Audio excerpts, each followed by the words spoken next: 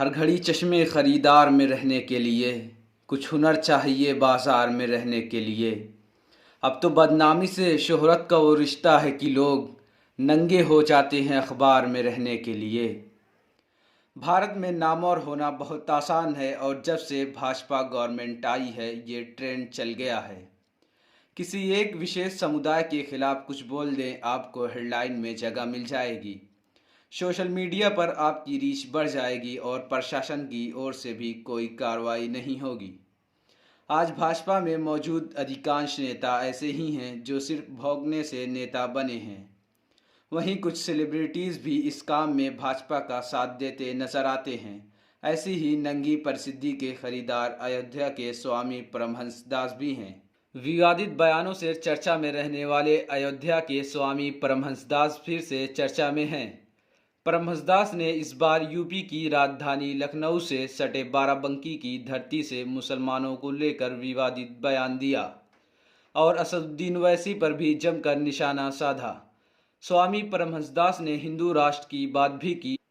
परमहंस दास ने all India मजलिस इत्तेहादुल मुस्लिमीन के राष्ट्रीय अध्यक्ष असदुद्दीन ओवैसी की अयोध्या में होने वाली रैली के पोस्टर पर अयोध्या न लिखकर फैज़ाबाद लिखे जाने पर नाराज़गी जताई है। उन्होंने ओवैसी को दूसरा जिन्ना बताया और कहा कि वे हमेशा भड़काऊ भाषण देते हैं।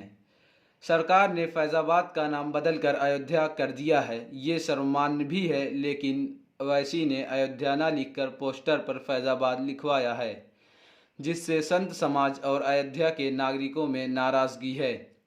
परमहंस दास ने कहा कि अगर ओवैसी अपने पोस्टर में फैज़ाबाद की जगह अयोध्या नहीं लिखते हैं तो हम अयोध्या में रैली नहीं होने देंगे। हमने इस संबंध में प्रशासन को भी सूचना दे दी है। परमहंस दास ने तालिबान के समर्थन में बयान के लिए शफीकुर रहमान और मुनव्वर राणा पर भी हमला बोला और सभी मुसलमानों को कटघरे में खड़ा किया और कहा कि इन लोगों ने आतंकी तालिबानियों का समर्थन किया है।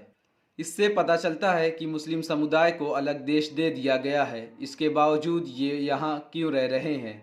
परमहंस दास यहीं नहीं रुके, मुसलमानों पर हमला बोलते हुए आरोप लगाया कि ये देश में रहकर आतंकियों का समर्थन करेंगे और आतंक की ओर ले जाएंगे।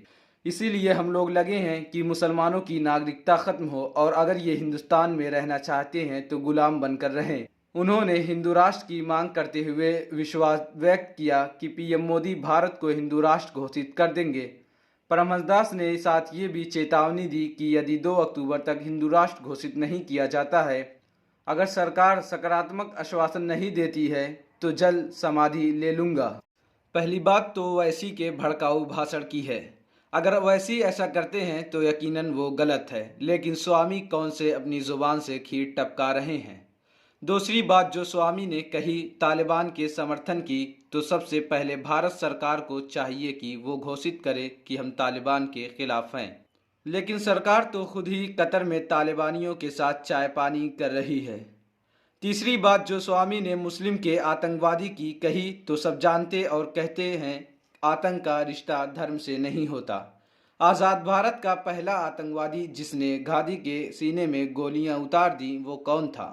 आज तक कितने भारतीय मुस्लिम न्यायालय द्वारा आतंकवादी पाए गए हैं, इसकी हकीकत नहीं मालूम हो तो 28 अगस्त का रवीश कुमार का प्राइम टाइम ज़रूर देखें।